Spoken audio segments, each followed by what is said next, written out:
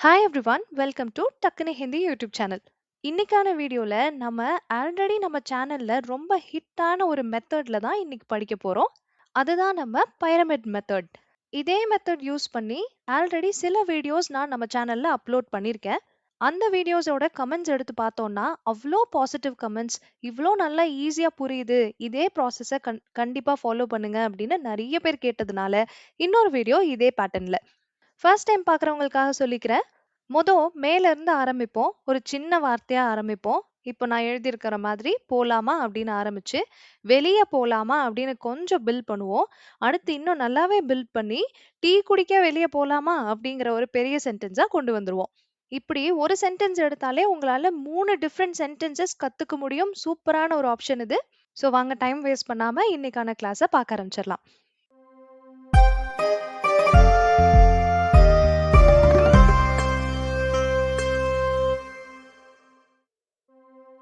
முதல் பிரமிட் பாருங்க. சூப்பரா இருக்கும். குட்டி குட்டி வார்த்தையில இருந்து ஆரம்பிச்சிருக்கேன். ஃபர்ஸ்ட் ஒன் பண்ணு, செய் அப்படின்னு சொல்லணும்னா கரோ. கரோ. பண்ணு இல்லைன்னா செய்ன்னு சொல்லணும்னா கரோ. அப்படியே அடுத்த பாக்ஸ்க்கு வாங்க. பண்ணாத இல்ல செய்யாதன்னு சொல்லணும்னா மத் கரோ. மத் கரோ. பண்ணுனா கரோ, பண்ணாதன்னா மத் கரோ. இப்ப கீழே இருக்கிற கடைசி பாக்ஸ்க்கு வாங்க. பஹஸ் மத் கரோ. கரோ, மத் கரோ, பஹஸ் மத் கரோ. இப்ப இந்த பஹஸ்ன்ற வார்த்தையை மட்டும் நம்ம தெரிஞ்சுக்கிட்டோம்னா ஏதோ ஒரு விஷயம் பண்ணாதன்னு சொல்றாங்கன்னு நமக்கு புரிஞ்சிடும்.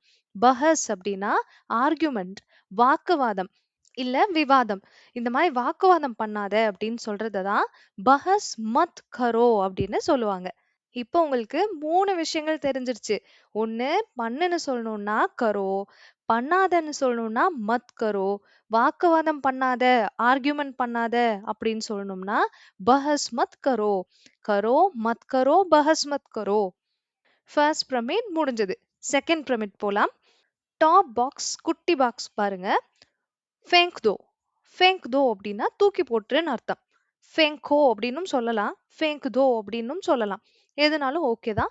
ஃபேங்கோ அல்லது ஃபேங்க் தோ. இது பிஹெச்னு இருக்கிறதுனால பேங்க் பி சவுண்ட்ல படிச்சிடாதீங்க. பிஹெச்னு இருக்கிறதுனால எஃப் சவுண்ட்ல படிங்க. எஃப் சவுண்ட்ல படிங்க. ஃபேங்க் தோ அப்படின்னா தூக்கி எறிஞ்சிரு, தூக்கி போட்டுரு, எரிஞ்சிடு. இதுதான் ஃபேங்க் தோ. பாஹர் ஃபேங்க் தோ. அடுத்த பாக்ஸ்க்கு வந்துட்டேன்.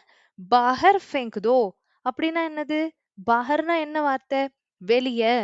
பாஹர் ஃபேங்க் தோனா வெளிய தூக்கி போட்டுடு. ஃபேங்க் தோ தூக்கி போட்டுடு. பாஹர் ஃபேங்க் தோ வெளிய தூக்கி எறிஞ்சிரு. கடைசி பாக்ஸ் பெரிய பாக்ஸ்க்கு வாங்க. கூடா, பாஹர் ஃபேங்க் தோ. கூடானா என்ன? எதையோ வெளிய தூக்கி போட்டுடுன்னு சொல்றாங்க. அதுக்கு ஹிந்தில ஏதோ கூடான்னு வேற சொல்றாங்க. அந்த கூடானா என்னது அப்படின்னு தெரிஞ்சுக்கிட்டோம்னா முழு அர்த்தத்தையும் புரிஞ்சிடும். கூடா அப்படிங்கிறது குப்பை. குப்பைய வெளிய தூக்கி போட்டுடுன்னு சொல்றாங்க. கூடா பாஹர் ஃபேங்க் தோ. கூடா பாஹர் ஃபேங்க் தோ. அடுத்த பிரமிட் வந்தாச்சு.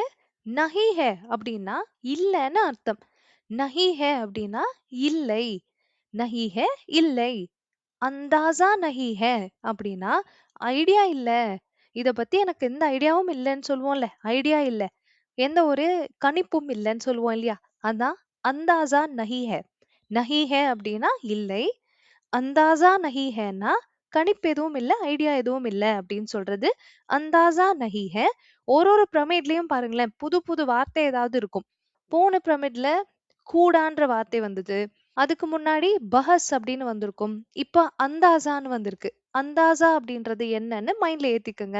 ஒரு விஷயத்த பத்தின ஒரு ஐடியாவை தான் அந்தாசான்னு சொல்லுவாங்க. ஒரு விஷயத்த பத்தின அறிவு, கணிப்பு. இதுதான் அந்தாசா. அந்தாசா நஹி ஹேனா அந்த விஷயத்த பத்தின ஐடியா இல்லைன்னு அர்த்தம். அறிவு இல்லை. அந்த விஷயத்த பத்தின அறிவு இல்லைன்னு அர்த்தம்.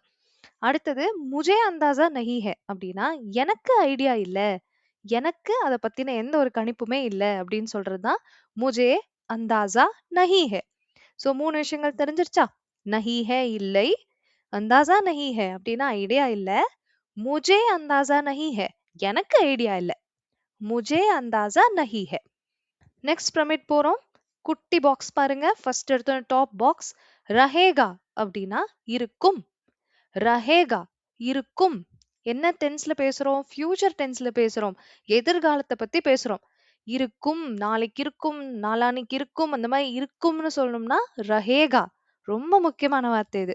இருக்கும், ரஹேகா. வேலை இருக்கும், காம் ரஹேகா. சோ ரஹேகாவை எப்படி பில்ட் பண்ணிட்டோம், பெருசாக்கிட்டோம், காம் ரஹேகான்னு மாத்திட்டோம். ரஹேகா இருக்கும், காம் ரஹேகா வேலை இருக்கும். இன்னும் கொஞ்சம் பெருசாக்கி பாப்போமா? தின் பர் காம் ரஹேகா, நாள் முழுக்க வேலை இருக்கும். சோ ரஹேகா இருக்கும், காம் ரஹேகா வேலை இருக்கும். அப்ப வேலைக்கான ஹிந்தி வார்த்தை என்ன தெரிஞ்சுக்கிட்டோம்? காம்னு தெரிஞ்சுக்கிட்டோம். தின் பர் காம் ரஹேகா அப்படின்னா நாள் முழுக்க வேலை இருக்கும்னு அர்த்தம். அப்ப தின்னுனா என்னது? நாள். பர்னா என்னது? முழுக்க. தின் பர் அப்படின்னா நாள் முழுக்க வேலை இருக்கும்னு சொல்றாங்க. எல்லாமே நல்ல நல்ல வார்த்தைங்க. ரஹேகாங்கிறது, காமுங்கிறது, தின்னுங்கிறது எல்லாமே நல்ல நல்ல வார்த்தைகள். நிறைய யூஸ் பண்ணலாம் நீங்க. அடுத்ததும் ஒரு சூப்பரான பிரமிட். சாஹியே அப்படின்றது குட்டி பாக்ஸ்ல ஃபில் பண்ணிருக்கோம். சாஹியே உடைய அர்த்தம் வேண்டும். வேணும் அப்படின்னு சொல்லணும்னா சாஹியே. வேணும்னு சொல்லணும்னா சாஹியே. அது ஆக்சுவலி ஹிந்தி எழுதும்போது சா நெடில் தான் போடுவோம். சாஹியே அப்படின்னு தான் இருக்கும். ஆனா சொல்லும் போது, பேச்சு வழக்கு ஆகும்போது என்ன ஆயிருது? சாஹியேன்னு யாரும் சொல்றது இல்ல. சாஹியேன்றாங்க. சோ அது குரில் மாதிரி கேக்கும். பேசும்போது இத நீங்களே மாத்திப்பீங்க. அடுத்த பாக்ஸ்ல பாருங்க. ஏக் கண்டா சாஹியே. சாஹியேனா என்ன படிச்சோம்? வேணும்னு படிச்சோமா? இப்ப ஏக் கண்டா அப்படின்னா 1 மணி நேரம். அப்ப ஏக் கண்டா சாஹியேன்னா 1 மணி நேரம் வேணும். 1 மணி நேரம் வேணும். ஏக் கண்டா சாஹியே. 1 மணி நேரம் வேணும். அடுத்த பாக்ஸ்க்கு வரலாம். கம் சே கம் ஏக் கண்டா சாஹியே. அது என்ன கம் சே கம்? கம்முன்னா நமக்கு தெரியும். நம்ம தமிழ் மாதிரியே தான். கம்மி அப்படின்னு சொல்றோம் இல்லையா? கம்மி அப்படின்னா கொஞ்சமா, கம்மியா, அதுதான் கம்மி. இது வந்து கம்முன்னு சொல்றாங்க ஹிந்தில. சேம் அதேதான். கம்மிய தான் என்ன சொல்றாங்க? கம்முன்னு சொல்றாங்க. இந்த கம் சே கம் அப்படிங்கிறது குறைஞ்சபட்சம், மினிமம். அதுதான் கம் சே கம். கம் சே கம். நல்லா இருக்கு இல்லையா இந்த வார்த்தை? கம் சே கம் அப்படின்றது குறைஞ்சபட்சம். இப்ப நீங்களே இந்த சென்டென்ஸ்க்கு அர்த்தம் சொல்லிருவீங்க. கம் சே கம் ஏக் கண்டா சாஹியே. மைண்ட்ல நீங்களே யோசிச்சு பாருங்க. கம் சே கம் என்ன சொன்னேன்? ஞாபகம் வச்சு பாருங்க. ஏக் கண்டா என்ன சொன்னேன்னு ரிமைண்ட் பண்ணி பாருங்க. ரீகால் பண்ணி பாருங்க. சாஹியே. இப்ப நான் சொல்றேன். கம் சே கம் குறைஞ்சபட்சம், ஏக் கண்டா 1 மணி நேரம், சாஹியே வேணும். குறைஞ்சது 1 மணி நேரம் வேணும் அப்படின்னு கேக்குறாங்க. மினிமம் 1 hour வேணும் அப்படின்னு கேக்குறாங்க. இத நீங்களே கூட என்னைக்கோ யூஸ் பண்ணலாம். ஏதோ ஒரு வேலைய குடுக்குறாங்க, அவசரமா கேக்குறாங்கன்னா, இல்ல இல்ல இந்த வேலை செய்றதுக்கு மினிமம் 1 hour வேணும்னு கேட்கணும்னா, இதே சென்டென்ஸ அப்படியே எடுத்துட்டு போய் பேசிற வேண்டியதுதான். அடுத்த பிரமிட் சமஜ் ஆயா. சமஜ் ஆயா அப்படின்னா புரிய வந்துருச்சுன்னு அர்த்தம். சமஜ் ஆயா புரிய வந்துடுச்சு. புரிய வந்துருச்சு. நம்ம சொல்றோம்ல புரிய வந்துருச்சு. அதான் சமஜ் ஆயா. சாஃப் சாஃப் சமஜ் ஆயா. கிளீனா புரிஞ்சிருச்சு. கிளியரா புரிய வந்துருச்சு. அந்த இந்த சாஃப்ங்கிற வார்த்தை சுத்தம்னு அர்த்தம். சுத்தமா புரிஞ்சிருச்சு அப்படின்னு சொல்றாங்க. ரொம்ப கிளியரா புரிஞ்சிருச்சுன்னு சொல்றாங்க. அதத்தான் எப்படி சொல்றாங்க? சாஃப் சாஃப் சமஜ் ஆயா அப்படின்னு சொல்றாங்க. லாஸ்ட் பாக்ஸ் பாருங்க.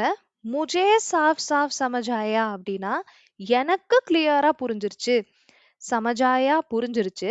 சாஃப் சாஃப் சமஜ் ஆயா கிளியரா புரிஞ்சிருச்சு. முஜே சாஃப் சாஃப் சமஜ் ஆயா எனக்கு கிளியரா புரிஞ்சிருச்சு. அப்ப முஜேனா எனக்கு, சாஃப் சாஃப்னா கிளியரா, சமஜ் ஆயா அப்படின்னா புரிஞ்சிருச்சு. எல்லா வார்த்தையும் ஒரு வாட்டி ரீகால் கூட பண்ணியாச்சு. நெக்ஸ்ட் குட்டி பாக்ஸ்ல இருக்கிறது சலே. சலே கேள்விக்குறி இருக்குதா? கொஸ்டின் மார்க் இருக்குதா? சோ என்ன கேட்க வரோம்னா போலாமா அப்படின்னு கேட்க வரும். அது அந்த டோன்ல கேட்பாங்க. சலே அப்படின்ற அந்த டோன்லயே உங்களுக்கு தெரியும் ஏதோ கேள்வி கேட்கறாங்களே அப்படின்னு புரிஞ்சுக்க முடியும். சலே இதே மாதிரி நீங்க கேட்கணும்னு நினைக்கும் போதும் இதே மாதிரி ஒரு டோன் யூஸ் பண்ணிக்கோங்க. இப்ப கூட சொல்லி பார்க்கலாம் நீங்க. போலாமா? சலே. அடுத்த பாக்ஸ்ல பாஹர் சலே. வெளியே போலாமா? பாஹர் சலே. அடுத்த பாக்ஸ்ல சாய் பீனே பாஹர் சலே. டீ குடிக்க வெளியே போலாமா? சாய் பீனே பாஹர் சலே. சோ ஒன்னொன்னா வருவோம். சலேன்னா போலாமா, பாஹர்ன்ற வார்த்தை வெளியே. ஸோ பாஹர் சலே அப்படின்னா வெளியே போலாமா? சாய்னா டீ. பீனா குடிப்பது. பீனே அப்படின்னா குடிக்க. சாய் பீனே டீ குடிக்க. பாஹர் சலே வெளியே போலாமா? சாய் பீனே பாஹர் சலே ஆச்சுங்களா? உங்களுக்கு 3யுமே தனித்தனியா கூட நீங்க யூஸ் பண்ணி பார்க்கலாம். போலாமா? வெளிய போலாமா? டீ குடிக்க போலாமா? இப்படின்னு தனித்தனியா கூட நீங்க எங்க வேணாலும் யூஸ் ஆகுற இடத்துல யூஸ் பண்ணி பார்க்கலாம். இதோட இன்னைக்கான வீடியோ முடிஞ்சது. ஹோப்ஃபுல்லி உங்களுக்கு இந்த வீடியோ புடிச்சிருக்கும்னு நம்புறேன். புடிச்சிருந்தது அப்படின்னா வீடியோக்கு ஒரு லைக் குடுங்க. இந்த மாதிரி பல மெத்தட்ஸ்ல நெறைய பேரு லாங்குவேஜ் கத்துக்கிறதுக்கு ரொம்ப சூப்பரான மெத்தட்ஸ் இது அப்படின்னு சொன்ன மெத்தட்ஸையா நம்ம சூஸ் பண்ணி உங்களுக்கு ஹிந்தி லாங்குவேஜ் கத்துக்கிறது தமிழ் மூலமா கத்துக்கிறத ஈஸி பண்ணி குடுத்துட்டே இருக்கேன். இந்த வீடியோஸ் எல்லாமே உங்களுக்கு தவறாம வந்து ரீச் ஆகணும் அப்படின்னா மறக்காம டக்குன்னு ஹிந்திய சப்ஸ்கிரைப் பண்ணி வச்சுக்கோங்க. இந்த மெத்தட்ல கத்துக்கிறது உங்களுக்கு புடிச்சிருக்குன்னா கமெண்ட்ஸ்ல எஸ்ன்னு டைப் பண்ணுங்க. சோ தட் நான் தெரிஞ்சுக்குவேன். ஓகே, நெறைய பேருக்கு இந்த டைப் புடிச்சிருக்கு. இந்த மெத்தட் புடிச்சிருக்கு. சோ இதுலயே நெறைய வீடியோஸ் நான் குடுக்கணும் அப்படிங்கிறத நான் புரிஞ்சுப்பேன். சோ மறக்காம எஸ்ன்னு கமெண்ட் பண்ணுங்க. சப்ஸ்கிரைப் பண்ணலன்னா சப்ஸ்கிரைப் பண்ணிருங்க. Thank you so much for வாட்சிங்.